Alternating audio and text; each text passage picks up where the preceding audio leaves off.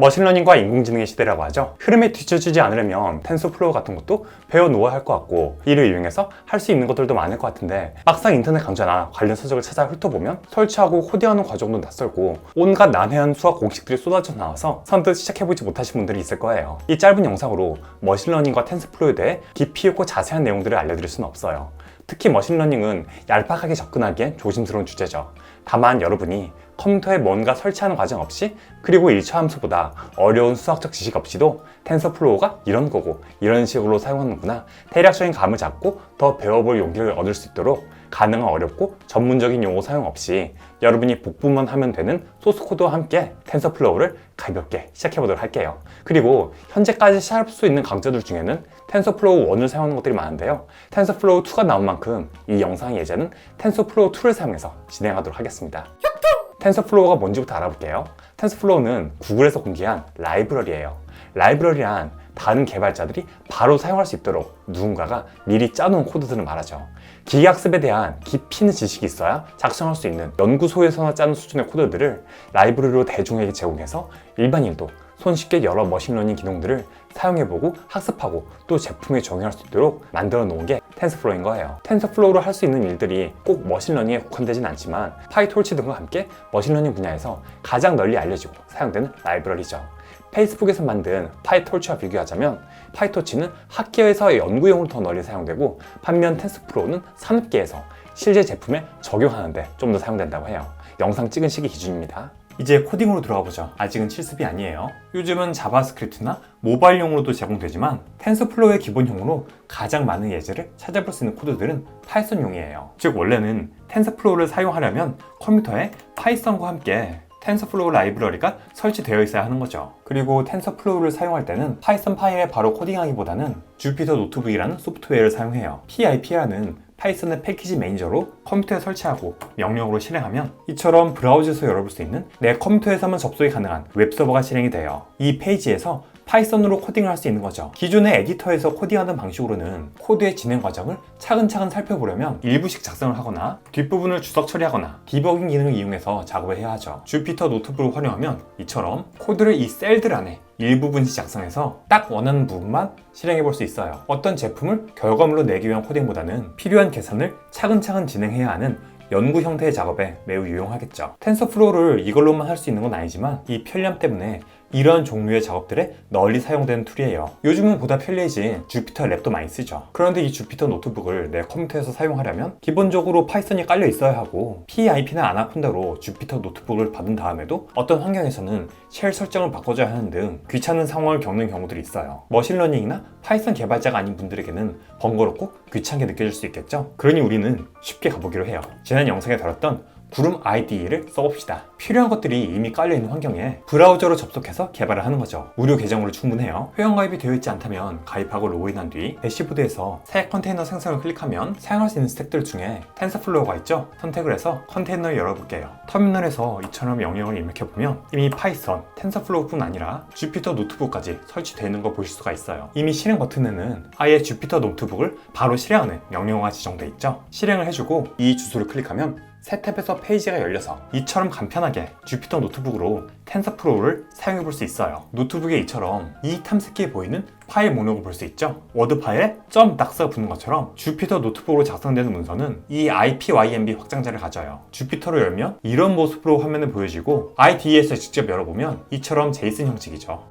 이제 본격적으로 텐서플로우를 사용해보기로 해요. 노트북에서 새 파이썬 문서를 만들고 이름을 짓습니다. 탐색기에 이처럼 나타난 거 볼 수 있죠? 여기에 파이썬으로 코드들을 작성합니다. 첫 번째 셀에는 이렇게 모듈들을 불러올게요. 당연히 텐서플로우를 임포트하고 데이터를 다양한 그래프로 시각화해서 보여주는 matplotlib 모듈도 가져올게요. 셀을 하나 만들고 X와 Y란 배열을 만듭니다. 수학 시간에 배우는 X축, Y축 떠오르시죠? 깊이 안 들어가니까 걱정 마시고요. 적당히 비례적으로 늘어난 수들을 양쪽에 같은 개수로 채워놓은 뒤 matplotlib을 사용해서 산점도 그래프를 그립니다. 실행해보면은 처음엔 시간이 좀 걸리는데 이렇게 시각화된 모습을 볼 수 있죠. 이 X와 Y 배열에 들어가는 데이터를 이용한 머신러닝을 진행해 볼 거예요. 얄코 유니버스에는 효통룡이라는 수강류가 살아요. 죽을 때까지 일정한 비율로 자랍니다. 알을 까고 낳은 새끼들의 키를 하루 간격으로 재보면 대략 이런 그래프가 그려집니다. 생후 25일 정도가 지나고부터는 사육사의 사지를 뜯어낼 치약력이 생기기 때문에 이 시점 이후로는 직접 키를 재기 어렵다고 해요. 그렇다면 이 데이터를 기준으로 생후 일수와 키의 관계를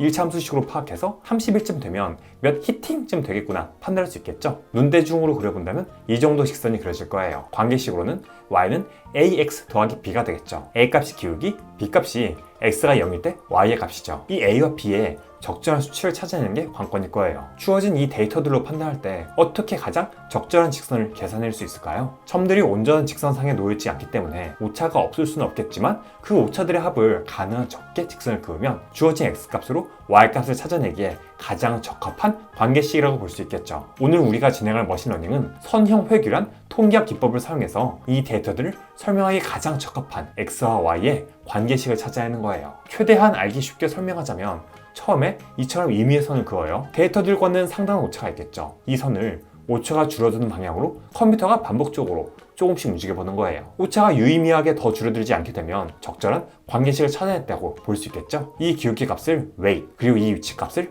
bias라고 불러요. 이 두 값을 파악하고 나면 이 관계식으로 효통룡의 생후 일수별 키를 가늠할 수 있겠죠. 알겠나요? 이걸 텐서플로우로 해보기 위해 가상의 데이터를 만들어 볼게요. 저는 자바스크립트를 사용해 볼 건데 여러분도 편한 언어로 만들어 보시면 됩니다. 역시 내 컴퓨터에 Node.js를 깔 필요 없이 구름 IDE에 Node.js 컨테이너를 열고 여기에 바로 코딩 해보도록 할게요. 다른 좋아하는 언어가 있다면 여기서 고르시면 돼요. X값의 범위와 weight 그리고 bias가 주어지면 약간의 오차를 넣어서 무작위로 X와 Y의 배열을 출력하는 코드를 짜볼 거예요. R에서 끼면 256 히팅쯤 되고 매일 3.2 히팅씩 자란다고 가정했어요. 머신러닝이 잘 진행된다면 Y는 3.2x 플러스 256에 가까운 관계식이 나오겠죠. 데이터는 100개쯤 뽑아봅시다. 터미널에서 노드 뒤에 파일명 치면 이렇게 결과들이 프린터되어 나오죠. 주피터 노트북에는 이걸 복사해 넣을 거예요. 이렇게 컨테이너 안에 코드를 짜놓은 다음에는 굳이 IDE로 다시 열 필요 없이 이처럼 터미널로만 접속해서 명령어로 실행할 수도 있어요. 이 코드는 고정 댓글에 링크에 올려놓을 테니까 여러분은 복사한 다음 크롬에서 개발자 도구를 연 다음 콘솔 탭에 그대로 붙여놓고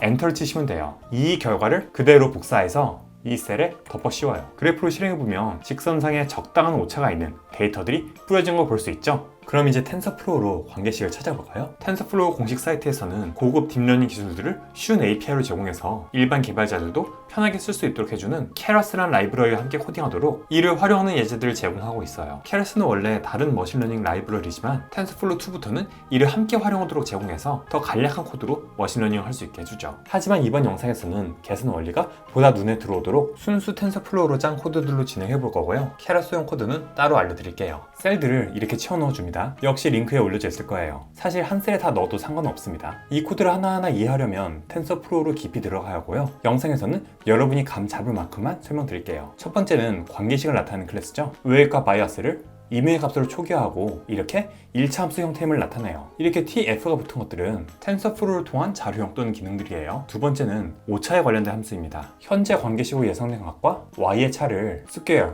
제곱한 다음 평균을 구하는 거죠. 제곱하는 건 절대값을 구하기 위함입니다. 오차는 플러스일 수도 마이너스일 수도 있으니까요. 트레이는 말 그대로 훈련, 학습하는 함수예요. 관계식의 형태와 x배열, y배열의 데이터, 그리고 직선을 얼마만큼씩 움직여 볼지 결정하는 가중치를 인자들로 받아옵니다. 이 수치가 너무 높으면 정확한 값을 찾기 어려울 수 있고 조정하다가 수치가 이상한 쪽으로 튀어버리기도 해요. 반대로 너무 낮으면 적정 값에 도달하는데 시간이 오래 걸리죠. 여튼 트레이닝이 한번 이루어질 때마다 이 그레디언트 디센트라는 방법으로 이 손실값, 오차가 최소한으로 줄어들어서 데이터들의 최적인 관계식이 만들어질 때까지 이 모델의 웨이과 바이스가 조정되는 거예요. 마지막으로 이것들을 실행하는 코드죠. 관계식 클래스의 객체를 만들고 학습 횟수는 1000 정도로 해볼게요. 포르문을 그 횟수만큼 돌리면서 현 상태의 오차값들을 구하고 이를 토대로 직선의 위치와 기울기를 조정할 거예요. 100회 한 번씩 그 결과를 출력하도록 해볼게요. 이렇게 셀들을 전체 실행으로 전부 돌려보면 위의 셀들을 다 실행한 다음 이제 학습을 진행하고 출력을 시작하죠. 이 숫자들이 weight, 이 숫자들이 bias, 그 loss가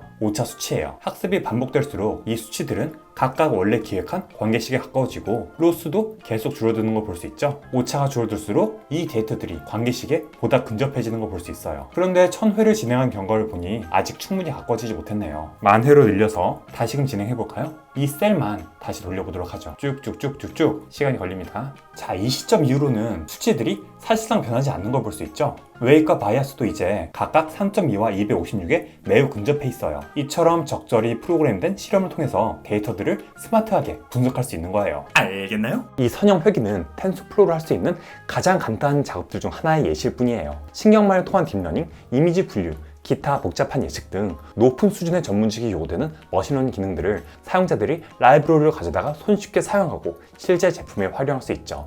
그리고 공식 사이트의 가이드처럼 케라스와 함께 사용하면 보다 짧은 코드로 강력한 기능들을 사용할 수 있으니까 본격적으로 텐서플로우를 해보실 거라면 케라스를 통해 입문하시는 것도 좋을 거예요. 링크된 사이트에 선형 회귀를 이처럼 케라스로 더 간결하게 짠 코드도 올려놓을게요. 그럼 이렇게 주피터 노트북에 작성된 코드들을 활용해서 실제 소프트웨어를 하나 만들어보죠. 플라스크로 된 웹앱을 하나 만들어 볼 거예요. 구름 IDE에서 플라스크 컨테이너를 열어줍니다. 역시 링크에 코드들을 다 올릴 건데 이 예제는 가능한 적은 코드로 딱 기는 동작만 보여드릴 수 있도록 짠 거고, 실제 소프트웨어는 이렇게 만들면 안 돼요. 텐서플로우 계산하는 코드를 이렇게 다른 모드에 분리해서 시각화 부분은 빼고 실행 부분은 이렇게 외부에서 실행할 수 있는 함수로 만들어줍니다. X와 Y 데이터, 학습 횟수도 외부에서 인자로 받아오도록 하고 학습이 몇 번째 진행 중인지 외부에서 확인할 수 있는 변수도 이와 같이 만들어 놓을게요. 템플릿 폴더에 렌더링될 HTML 파일을 만들어 놓고 application.py에 플라스크 앱을 작성해요. 플라스크의 코드는 주제가 아니니까 주석으로 간략히만 설명해 놓을게요. 어플리케이션을 실행하면 이 사이트를 볼 수 있어요. 아까 자바스크립트로 짠 생성 코드를 돌려서 이 안에 쉼표로 구분된 데이터들을 각각 넣고 학습하기 버튼을 눌러볼게요. 학습이 진행되는 동안은